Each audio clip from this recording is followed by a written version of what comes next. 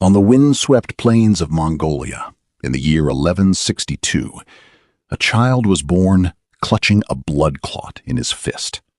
To the nomads of the steppe, this was no accident. It was an omen. They named him Temujin, after a defeated enemy warrior his father had just captured. No one watching that birth could have imagined that this infant would one day command the largest contiguous land empire the world has ever known.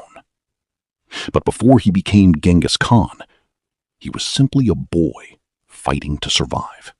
Temujin's father, Yesugei, was a minor chieftain of the Borjigin clan, a small but proud lineage on the vast Mongolian steppe, a world of endless grassland, brutal winters, and constant tribal warfare. When Temujin was only 9 years old, his father took him on a journey to arrange his marriage to a young girl named Borte from the Ongirat tribe. It was custom for the boy to stay with his future in-laws for a time, so Yesugei began his journey home. On the way back, Yesugei stopped among a group of Tatars, his tribe's bitter rivals, and following the code of steppe hospitality, shared a meal with them. What he did not know was that the Tatars recognized him. In an act of quiet vengeance, they poisoned his food. Yesugei rode for days before the poison overtook him. He barely made it home before he collapsed. This single act of betrayal changed the course of history. Without their protector, Temujin's family was suddenly worthless in the eyes of the clan. Mongol society at the time was built entirely on strength. A leader without an army, a family without a warrior, held no value. The Borjigin clan, once loyal to Yesugei, abandoned his widow and children on the open steppe, leaving them without protection, livestock, or status. It was, in effect, a death sentence. Temujin's mother, Holun, refused to let her children die. She led them into the wilderness, and for years the family survived on almost nothing.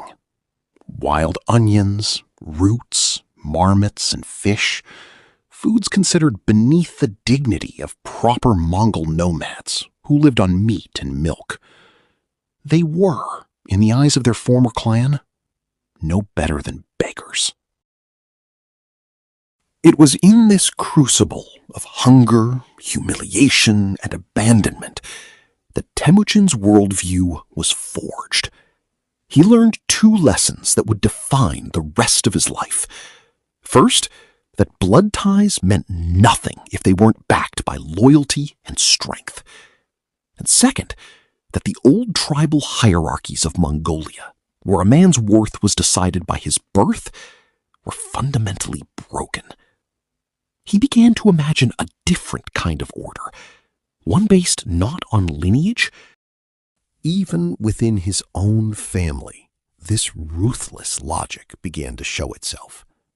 Temujin had a half-brother, Begder, who, as the elder son from Yesugei's first wife, began asserting dominance over the household, hoarding food and asserting authority over Temujin and his full brother Khazar.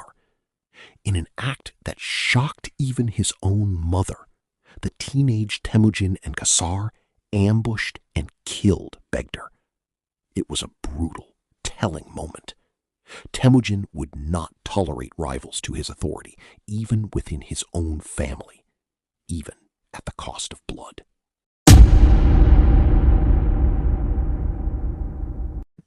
Temujin's growing reputation made him a target.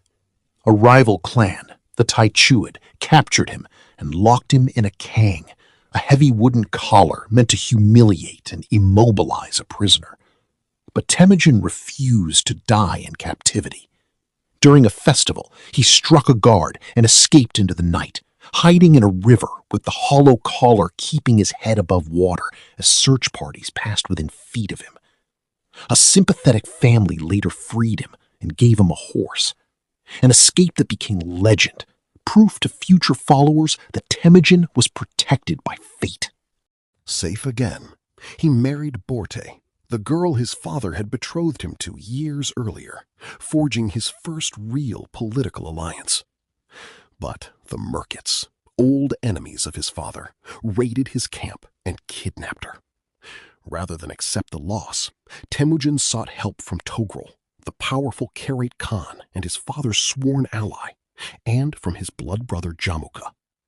Their combined forces crushed the Merkits and rescued Borte.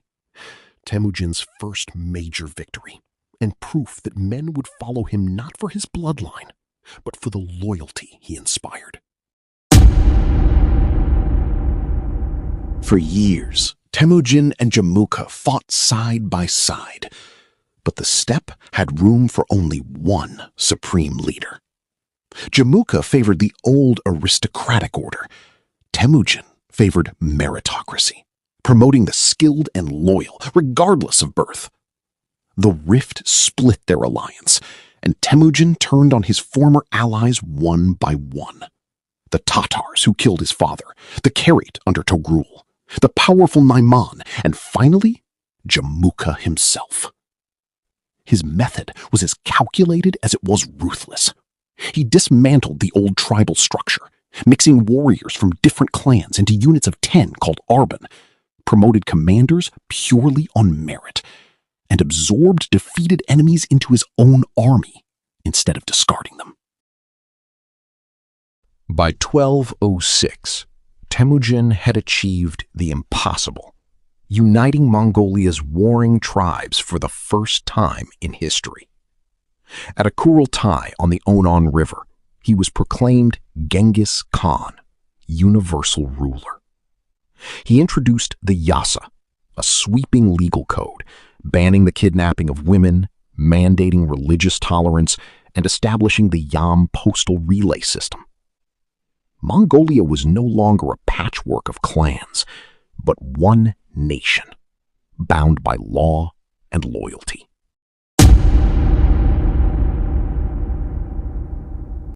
With Mongolia unified, Genghis Khan turned outward, launching one of history's most rapid military expansions, through the Western Shaya and Jin dynasties in China, then west into the Khwarazmian Empire, after its governor executed a Mongol caravan. His army's strength lay in intelligence as much as brutality. Fast, disciplined horseback archers, siege technology borrowed from conquered engineers, psychological warfare, and one of history's most effective intelligence networks. Cities that resisted, like Samarkand and Urgench, were leveled, with death tolls some historians estimate in the millions. Yet the empire also became an engine of connection. Under Mongol law, the Silk Road grew safer and busier than ever, letting goods, ideas, and technology, gunpowder, papermaking, astronomy, flow between east and west in an era known as the Pax Mongolica.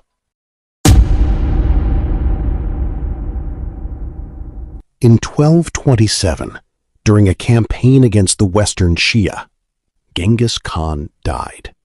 The exact cause still debated, from a fall to illness to battle wounds. Following Mongol tradition, he was buried in a deliberately unmarked grave. Legend holds that witnesses to the funeral were killed, horses trampled the site to erase all trace, and a forest later grew over it. To this day, despite satellite imaging and decades of searching, his tomb has never been found. His empire, however, endured and grew. His descendants, including Kublai Khan, expanded Mongol territory into the largest contiguous land empire in history. Genghis Khan's legacy remains deeply divided, one of history's most devastating conquerors, yet also a revolutionary ruler who dismantled rigid tribal hierarchies, enforced religious tolerance, and connected the ancient world on a scale never seen before.